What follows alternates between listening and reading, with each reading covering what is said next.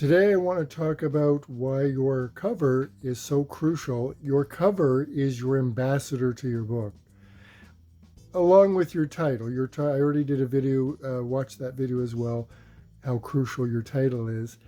In a short attention span world, in a world where people are doom scrolling, and even if they're scrolling looking for books, the choices they have, the market is saturated, it's so competitive. So you have a fraction of a second to get their attention with your book before they move on to something else. Fraction of a second. Fraction of a second. So your cover is crucial. Your cover is your ambassador. Your cover is your invitation to either buy the book, look for the book, or flip to the back, or if it's online, if they provide a description and they show the back as well, you can, then the back cover becomes also part of your ambassador. So really it's your front and back covers that are your ambassadors. The front cover is there to pull them in. And if a good visual storyteller / illustrator, the cover will visually pull them in, combined with an effective title that gives them some idea of what the book's about and is catchy. You get a catch, just like with movies, you get a catchy title and then a beautiful visual, like Star Wars, right? Catchy name, Star Wars, and then and you get stars and ships and whatever the visual is. Same kind of thing, same kind of idea. You need something to pull them in visually. So you can't have a boring or just a neutral color cover. The cover needs to be extraordinary. And the title needs to be the best title you can come up with. And the two of them combined will grab you a fraction of a second, might grab you the first opportunity, but you can still lose them. So then that brings them to the back cover where you write your summary. And your summary should not be a flat, boring description of your book, which so many people do. They just suddenly lose the writing, whatever the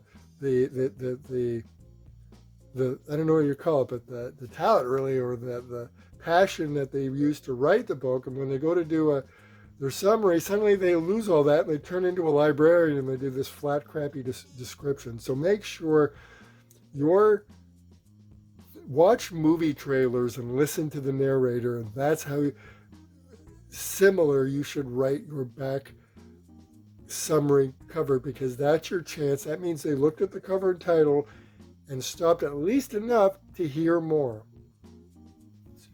Excuse me, dry throat. So now you just have another fraction of a second or a few seconds to get them with the summary. So it needs to pull them in. It needs to sound like a narrator. It needs to say, come with us on a journey with so-and-so as they find out, and don't give away too much of it, but just enough to entice them and to give them an idea so they have a good idea. They're making an informed decision to give this to their child or read it. If they're a child themselves, read it themselves, whatever. So give them some information, enough information that they have an informed decision, but not enough to blow all the fun or the twists or turns or whatever, and write it in an enticing way. So that's front and back covers. So it's crucial, and where you place things, text placement and title placement, where you're drawing the eyes. Again, a good visual storyteller / illustrator will know how to do these things, and they know the importance of the cover and the back and front covers. So, and then you as the author, just make sure you're really rewriting to get the best back summary you can. So that's your ambassadors. Make sure you cannot go weak on the title, or especially the front back cover. They are your ambassadors. They are your ambassadors. Make them enticing, make them unforgettable, make them grab people and pull them in.